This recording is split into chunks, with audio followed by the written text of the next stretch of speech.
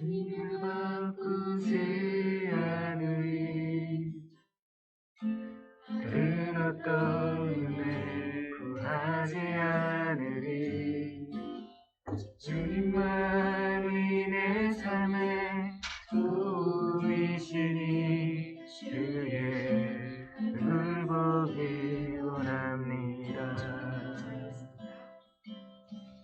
누가도 주님을 바꾸지 않으리. 다른 어떤 은혜 구하지 않으리. 주님만이 내 삶의 도움이시니 주의 얼굴 보기 원합니다. 주님 사랑해요.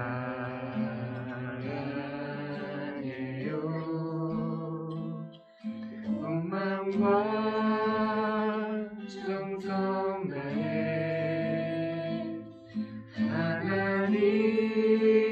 하나님의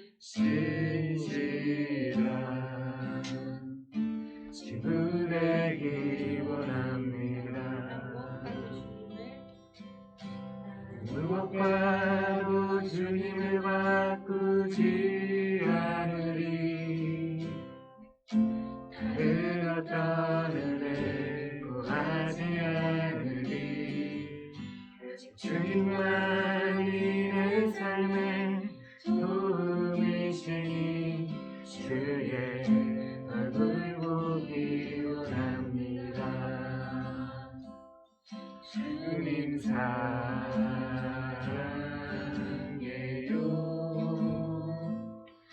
온 마음과 정성 다해 하나님의 신실한 친구 되기 원합니다. 내 안에 사느니 예수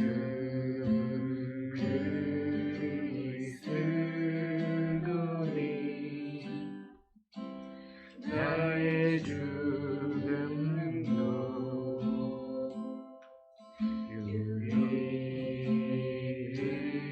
유일함이라.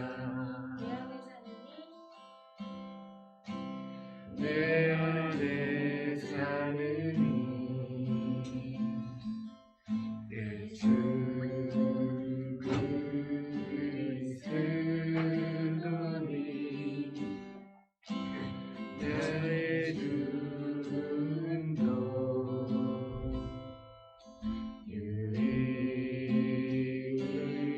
유일함이라.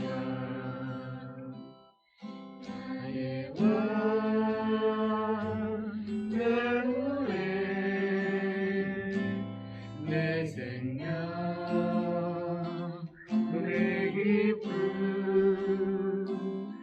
나의 힘 나의 맘 내 평안 너의 주 내 안에 사느니 예수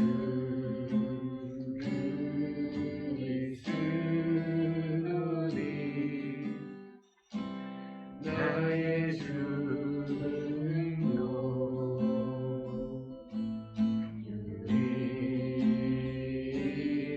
유익함이라. 예수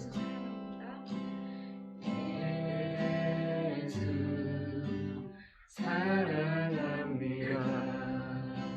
사랑합니다.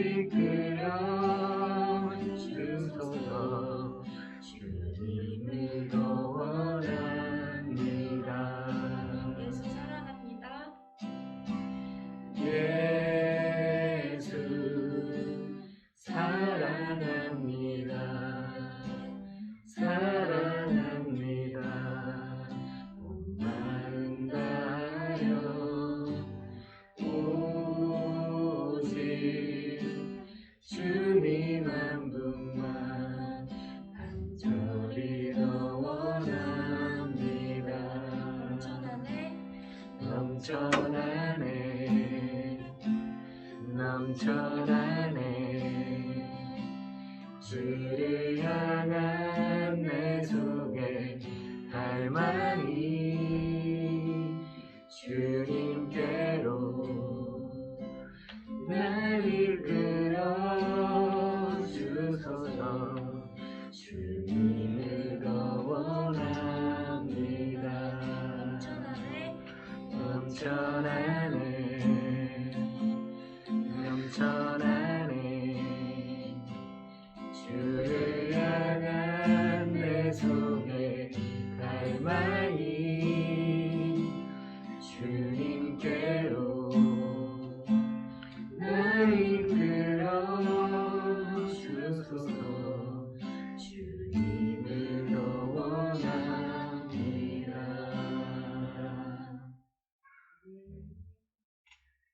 대표기도 해야 되겠죠? 오늘 수빈이? 수빈이? 대표기도?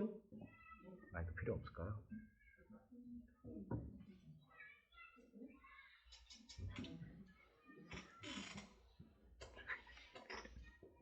하나님, 우리가 이렇게 모여서 기도를 드리고 예배할 수 있게 해주셔서 감사드립니다.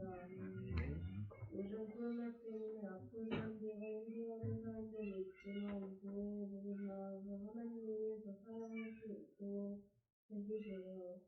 예수님의 이름으로 기도드립니다. 아멘. 헌금이거든요. 했던 곡 중에 한 곡 하죠.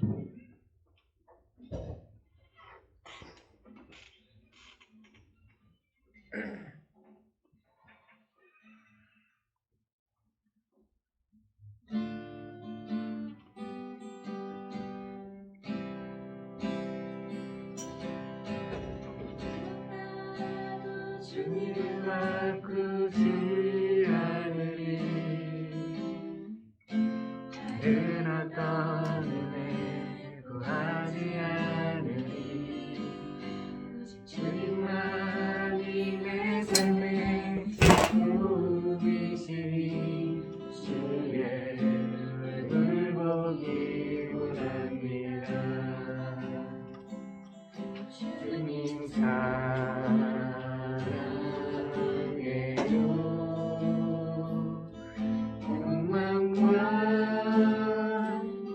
정다해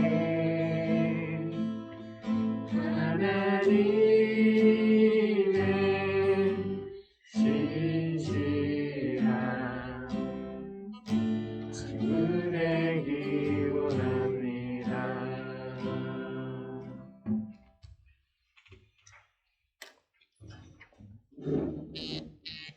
광고?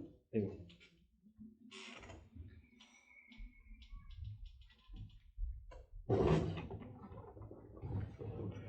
광고하겠습니다. 우리 카톡에 보면요, 주보가 만들어져 있어요.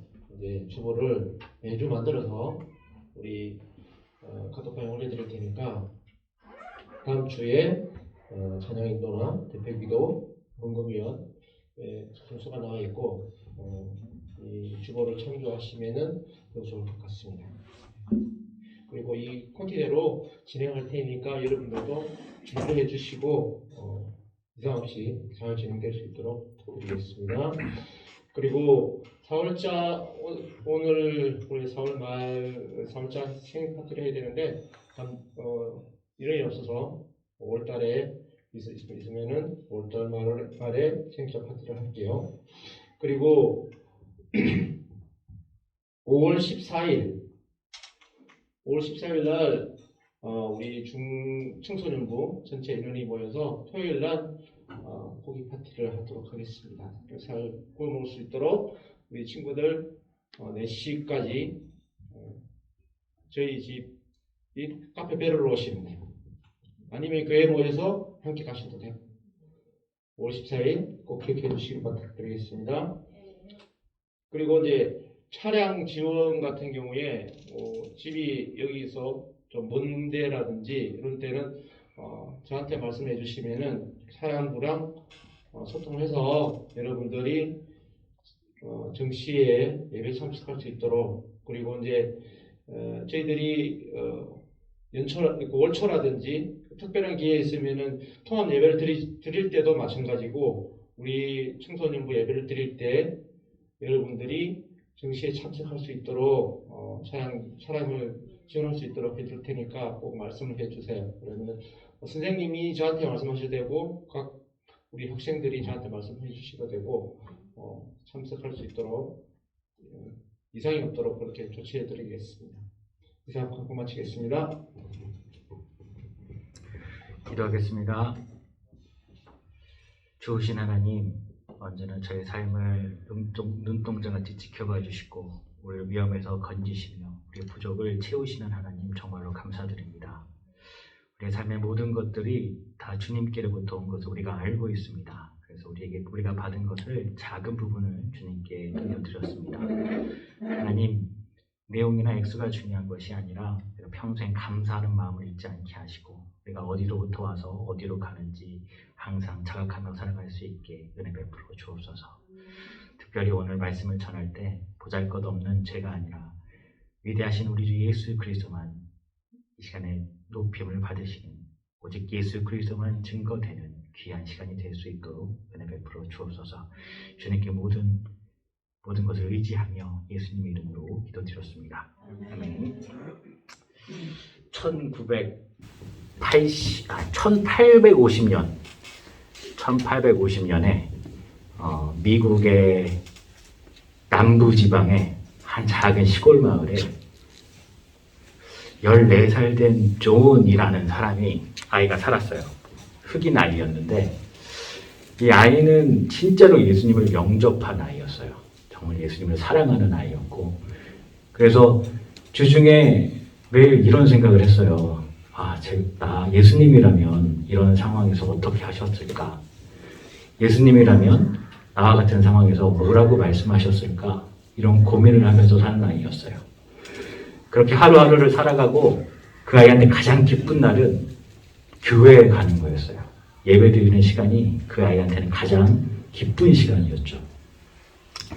이번 주에도 그 아이가 그 주일만을 간절히 기대하면서 일주일을 보냈고, 마침내 주일 아침이 됐습니다. 주일 아침이 됐는데 아니 갑자기 부모님이 심부름을 시키는 거예요. 심부름을 시켜가지고 그 심부름을 하고 나면 아무래도 예배에 못 가거나 늦을 것 같은데 불만이 가득 찼어요. 저는 왜 갑자기 부모님 왜 저러시지? 근데 말씀대로 살려고 생각하면 부모님을 완전히 거역하는 건 안 될 것 같고, 그래 내 의지를 좀 꺾고 좀 부모님 말씀을 들어야겠다 하고 그 심부름을 다 했어요. 심부름을 다 하고 나니까 아니나 다를까 자기가 평상시에 나가던 그 교회에 나갈 수 없는 시간이 됐어요. 그래서 저는 어쩔 수 없다. 우리 교회는 못 가지만 우리 집 근처에 있는 다른 교회에 가야겠다라고 생각해서 교회로 처음 가보기로 했어요. 근데 좀 두렵고 떨리는 마음이 있었어요. 그 교회는 아무나 들어갈 수 있는 곳이 아니었거든요. 가까이 가면 갈수록 저기 들어가도 될까라는 생각이었는데, 그래도 예배가 너무 드리고 싶어서 용기를 내서 갔습니다. 그 앞에 갔더니 2명의 집사님이 지키고 있었어요. 그 안내하시는 분이죠. 주보도 나눠주시고, 저는 조용히 머리를 숙이고 싹 들어가려고 하는데 한 집사님이 그 존을 탁 가로막았어요. 그리고 되게 위압적인 표정으로 어딜 들어오냐는 얼굴로 손을 까딱까딱 가라고 했죠. 저는 울먹이면서 오늘 예배를 못 드릴 것 같아서 오늘 딱 한 번만 여기서 예배를 드리면 안 되냐고 간절한 표정으로 부탁했는데, 더 강력하게 그 집사님은 존을 밀어냈죠. 아직 어린 존은 땡깡을 부리기 시작했어요. 울며 불며. 저 꼭 예배 드려야 돼요. 한 번만 들어가게 해주세요. 그러자 그 옆에서 보고 있던 다른 집사님이 와서 존을 뻥 차버렸어요.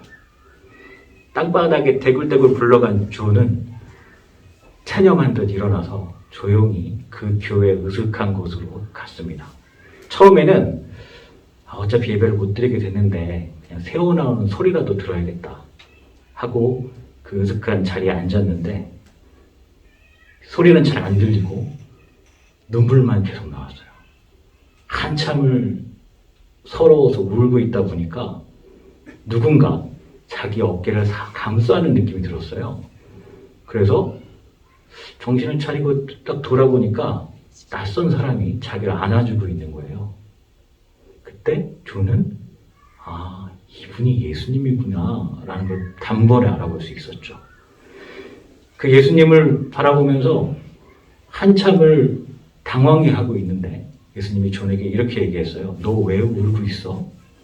그러니까 존이 이렇게 얘기했어요. 오늘 예배가 너무 드리고 싶었는데 결국 못 드리게 됐어요. 제가 흑인이라서 교회에 들어가지 못했어요. 그러자 예수님은 그 존을 다시 꼭 안아주시면서 한참을 존이 충분히 안정을 취할 수 있도록 따뜻하게 계속 안아주셨죠. 그러다가 예수님이 이렇게 말씀하셨어요. 너도 나랑 같은 처지구나. 존은 가만히 예수님의 품에 안겨있다가 이게 무슨 말이지? 예수님을 의문스러운 얼굴을 쳐다봤는데 예수님이 설명하시듯이 이렇게 얘기하시는 거예요. 나도 이 교회 생긴 다음부터 한 번도 들어가 본 적이 없다. 너처럼. 이렇게 이야기가 끝나가면서 점점 카메라가 이렇게 줌아웃 하면서 그 교회의 거대한 모습과 그 교회 이름이 보여졌어요. 그 교회 이름은 주님의 교회. 그리고 그 교회에서는 웅장한 찬양 소리가 들렸고 그 찬양 소리가 끝난 다음에는 사람들이 주여 주여 오직 주님밖에 없습니다. 예수님이 내 삶의 주인입니다. 라는 소리가 여기저기서 들렸어요. 정작 예수님은 단 한 번도 들어가 본 적 없는 그 교회에 사람들은 다 저마다 예수님을 주님이라고 불렀죠. 이렇게 이야기가 끝납니다. 이 주님의 교회의 사람들은 진짜 주님이 계신 교회에 있는 걸까요? 아니죠. 예수님이 없는 이 주님이랑 전혀 상관없는 사람들이 마치 예수님을 믿는 것처럼 하고 모여있는 곳이죠. 어떻게 하다가 이 교회는 이렇게 됐을까요? 어떻게 하다가 어쩌다가 교회가 그 모양이 됐을까요? 오늘 우리가 볼 성경은 말씀이 그 원인을 정확하게 알려주고 있습니다. 요한복음 2장 13절에서 22절입니다. 요한복음 2장 13절에서 22절이에요. 마스크를 잘못 쓰고 왔나 이렇게 숨이 차지.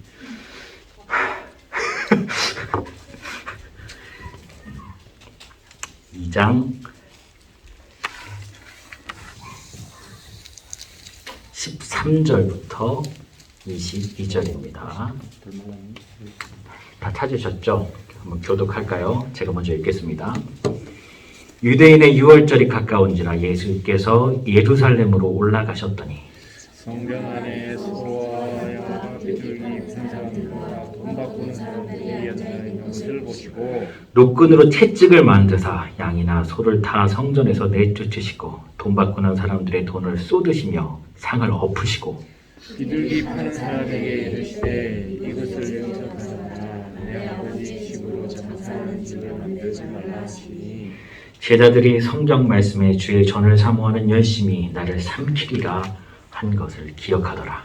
이에 유대인들이 대답하여 예수께 말하기를 내가 이런 일을 하니 무슨 표적을 우리에게 보이겠느냐. 예수께서 대답하여 이르시되 너희가 이 성전을 헐라 내가 사흘 동안에 일으키리라.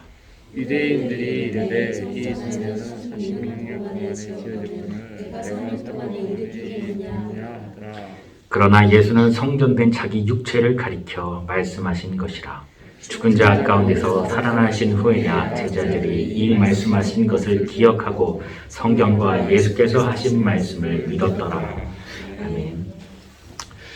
이 말씀은 굉장히 신기한 부분이에요. 예수님은 은혜와 진리로 충만한 분이시고 온유하신 분인데 딱 한 번 엄청난 분노를 쏟아내시죠. 쏟아냈고 내쫓고 뒤집어 엎고 이 예수님한테서 도저히 상상할 수 없는 모습들이죠. 딱 한 번. 그것도 아버지의 집이라고 말씀하시는 성전에서. 아버지의 집은 사실 예수님의 집이기도 해요. 바로 그곳에서 극도로 분노를 표출하셨죠. 우리 예수님은 뭐 어디 다른 데 가서 막 이방인들한테 뭐 이방인 산당을 때려 부시거나 이런 적이 한 번도 없으세요. 자기 집에서 이렇게 화를 내셨죠. 예수님의 기본적인 스탠스는 뭐냐면, 입장은 뭐냐면 불쌍히 여기는 거예요. 모든 사람들. 심지어는 자기를 죽이는 사람들까지 하나님 자기들이 하는 바를 알지 못한다고 그들 위해서 기도하시면서 죽으셨죠. 그런데 자기 집, 성전에 대해서만은 참을 수 없는 분노를 보이셨죠. 오늘은 이 얘기를 하려고 합니다.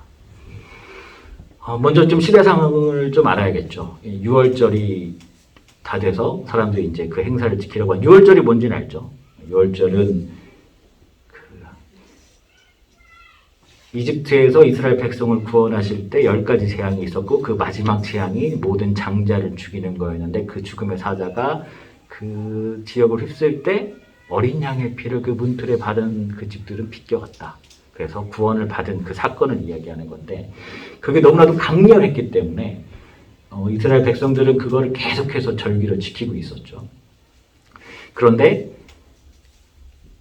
그때 당시 사료에 보면은 그 당시에 예루살렘이 한 10만 명에서 15만 명 살았는데 6월절 되면 한 50만 명 정도, 5배 정도 유동인거 늘었대요. 그러니까 어마어마한 사람들이 그 당시에는 그곳에 몰려든 거예요. 그 상황에서 사람들이 다 6월절에 제사를 드리려고 제물들을 끌고 옵니다. 가장 좋은 것들로. 그 당시에 유대인들은 식민지 통치하에 있었고 여기저기 흩어져 살았는데 디아스포라라고 하죠. 그 디아스포라 유대인들이 여기저기서 동물들을 끌고 와요. 그런데 다 예루살렘 성전 앞에는 지키는 사람이 있었습니다. 하나님께는 흠없는 제물을 바쳐야만 한다고 검열하는 사람들이 있었어요. 짐승을 끌고 오면 사람들이 검사합니다. 얘는 이렇게 오랫동안 걸어오다 보니까 다리가 좀 삐었네. 안 돼. 제물 안 돼. 얘 왜 이렇게 흙이 많이 묻었어? 얘 안 돼. 야, 얘 너무 고생을 많이 했네. 왜 이렇게 침을 많이 흘리냐? 안 돼. 눈이 충혈됐네. 안 돼.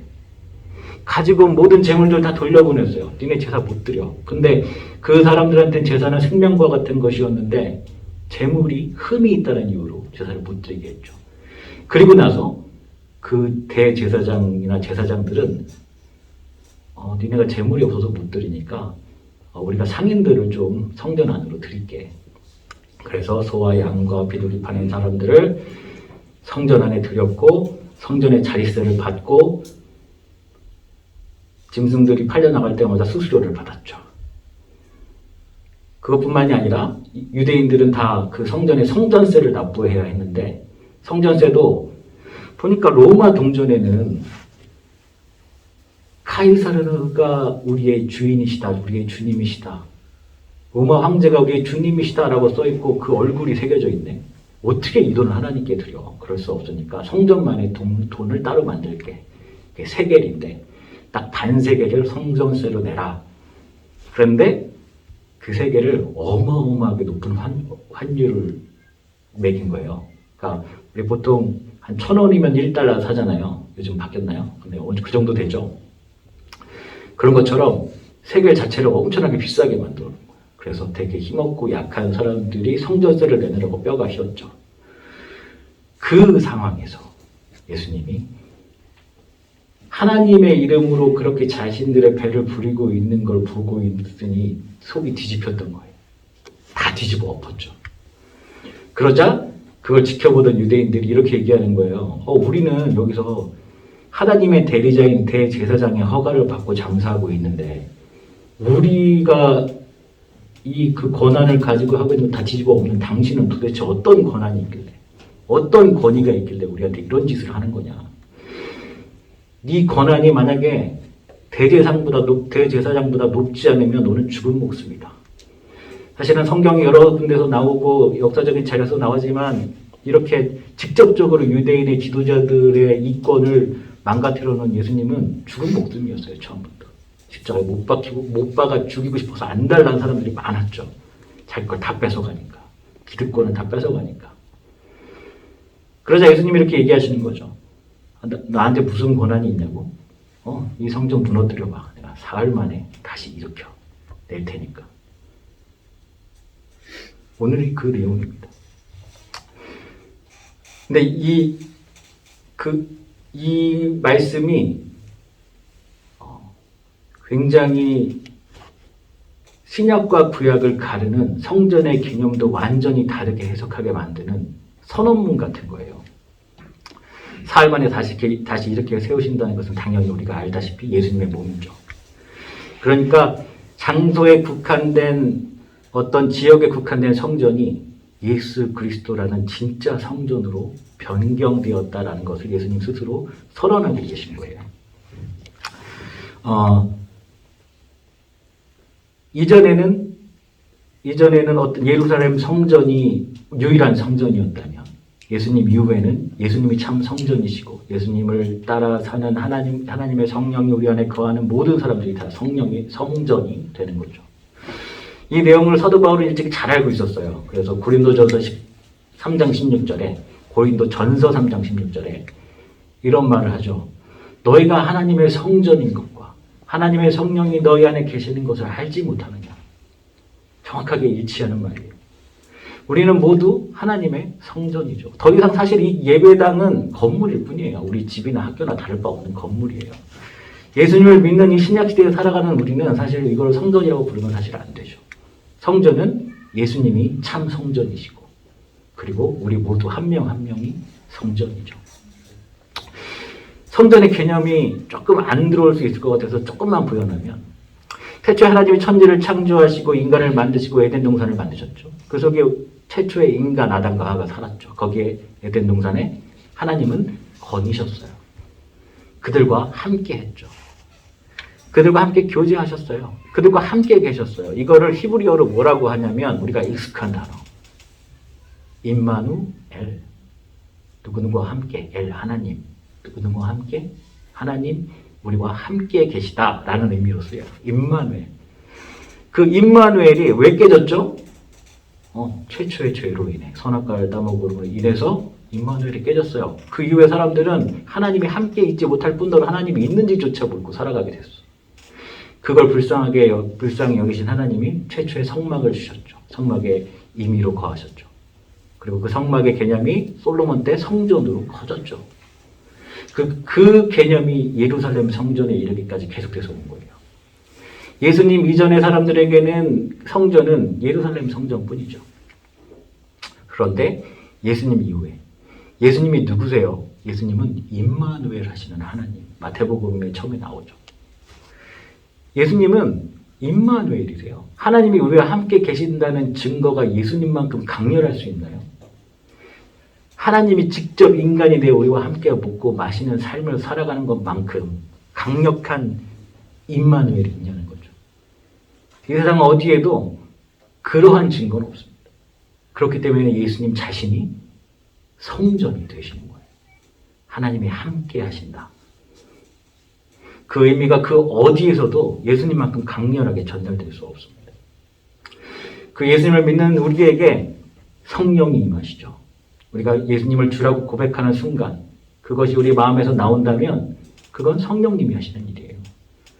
성령님이 우리는 알지 못할지 모르지만 우리 안에 계십니다. 성령 하나님이 우리 안에 계신다는 것은 정확하게 우리가 성전이라는 것을 의미하죠. 다시 처음 질문으로 가볼까요? 어쩌다가 주님의 교회라고 부르는 그 교회는 그 모양이 됐을까? 자신들은 예수님이 최고, 예수님밖에 몰라요 라고 얘기하면서 어쩌다가 예수님은 들어오지도 못하게 문전박대하는 사람들이 됐을까? 이 당시 예루살렘 성전에서 제사장이었던 사람들과 똑같은 이유예요. 이 사람들은 자기들이 하나님의 대리자라고 생각하면서 성전을 지켰지만 참 성전이신 예수님을 배척하고 결국은 죽였죠. 그 이유가 뭐예요? 하나님의 전을 장사치의 소굴로 만들지 말라고 하셨던 그 말씀에서도 알 수 있듯이 돈 때문이죠. 돈을 너무 사랑했어요. 앞에서도 얘기했던 것처럼 자릿세를 받고 수수료를 받고 또 환율 차익을 챙기면서 자신들의 이익을 계속해서 자신들의 배를 불렸던 거죠. 두 번째로는 아예 최초의 그 선악과를 따먹은 그 죄성이 발현이죠. 몇 번 얘기했었지만 선악과를 따먹는다는 것은 무슨 의미냐면 선악을 구분할 수 있는 분은 하나님 한 분밖에 없어요. 그 하나님 고유의 권한이에요. 근데 선악과를 먹은 인간이 한 명 한 명 다 자기가 선악을 판단하기 시작했죠. 심지어는 하나님이 봤을 때 하나님이 정해놓으셔서 이건 선하고 이건 악해. 근데 선악과를 따먹은 인간은 어떻게 하냐면 하나님이 선하다고 했어도 내가 악하다고 하면 악한 거야. 하나님이 악하다고 해서 내가 좋다고 하면 좋은 거야. 자기가 다 각자가 하나님이 되려고 하죠. 그 성전에 있는 사람들 다 똑같아요. 처음에는 걔네들 다 논리가 있죠. 사람들 갖고 온 거 하나님 분명히 흠없는 재물을 바치라고 했는데 재물들이 다 보잘것없네. 왜 이렇게 흠이 많아? 우리가 좀 준비를 해주자. 준비를 해주면서 좀 상인을 좀 드리면서 이 성전도 유지하고 해야 되니까 조금 자리세 받고 하는 거야. 당연한 거지. 그렇게 드렸겠죠. 어떻게 로마를 주님이라고 고백하는 돈을 받을 수 있어? 이렇게는 하면 안 되지. 하나님께 드리는 돈은 깨끗해야 되니까 우리만의 돈을 쓰자. 자기들의 논리가 다 있어요. 그렇게 하는 게 옳다고 믿었고 그 사람들은 절대로 자신들이 하나님들의 눈밖에 날 거라고 생각하지 않았을 거예요. 하지만 그 모든 자기의 판단에 의한 모든 것들이 결국은 자신들이 믿는 하나님을 죽이는 행위로 끝이 났죠. 주님의 교회로 가볼까요? 그 주님의 교회는 왜 그렇게 그 흑인 소년을 몰아내고 왜 예수님을 그렇게 배척했냐? 미국의 남부지방의 주 부요한 이유는 뭐냐면 그 엄청나게 넓은 땅에 농사를 지어서 부를 축적했는데 그 엄청난 땅에 농사를 짓고 부를 축적하기 위해서는 노예가 필수였어요. 돈 안 주고 일을 시킬 수 있는 사람이 많으면 많을수록 자기 재산은 늘어나는 거야. 노예제를 폐기할래 할 수가 없는 게 노예제 폐기하면 자기 재산이 확 주는데 그러다 보니 당연히 흑인들은 자기와 동등한 사람이 아니어야만 했어요. 자기들끼리 모여서 무슨 신학적 논쟁을 하냐면 흑인들에게도 영혼이 있나? 그거 불확실하니까 조금 흑인들에 대한 인권이나 이런 거는 좀 밀어놓자. 자기들끼리 이런 거 하고 놀았어요. 내가 봤을 땐 그 사람들이 흑인들이 정말 인간이 아니라고 생각해서 그런 사람들이 일부 있었을 수도 있겠지만 대부분은 이익권 때문이죠. 돈 때문이죠. 그래놓고 자기들만의 논리를 만드는 거죠. 그 사람들이 자신들은 청교도고 하나님이 택하신 백성이고 이스라엘을 통해서 이루지 못한 일들을 우리 청교도를 통해서 이룰 거라고 믿고 있었고 그 교만에 가득 차서 창세기에서 나왔던 하나님이 모든 인간을 평등하게 창조하셨다는 것을 자기 나름대로 그냥 아전인수로 바꿔버린 거예요. 그게 예수님을 배척하게 만든 이유였죠. 예나 지금이나 계속해서 반복되는 일이에요. 2000년 전이나 지금이나. 그리고 한국 교회는 다른가요? 더하면 더했지 조금도 낫지 않습니다. 더 이야기하고 싶지 않아서 넘어가고 그러면 저는 괜찮나요? 저는 괜찮을까요? 아니요. 전혀 괜찮아요. 괜찮지 않아요?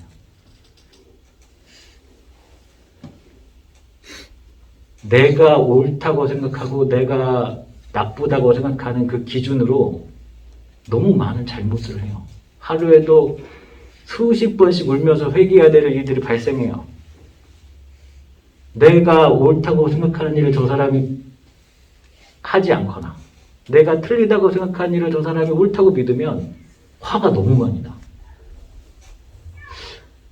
정말로 그게 맞는 일일 수도 있지만 어쩌면 당시 예루살렘의 제사장들 같은 교만함일 수도 있어요.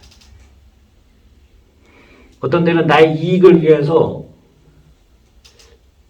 성경 구절을 이용할 수도 있어요. 성경이 나를 읽어서 나의 삶을 바꾸고 내 주장이 되어야 하는데 내가 주장하고 싶은 것을 뒷받침하려고 성경을 이용할 수도 있어요. 만약에 그렇게 한다면 이 당시에 예루살렘 성전의 제사장들과 내가 다른 게 무엇인가? 하나님이 목적이 아니라 나를 위해 하나님을 수단으로 삼는다면 우리는 다 비슷한 사람들인 거예요. 말씀을 좀 정리를 할게요.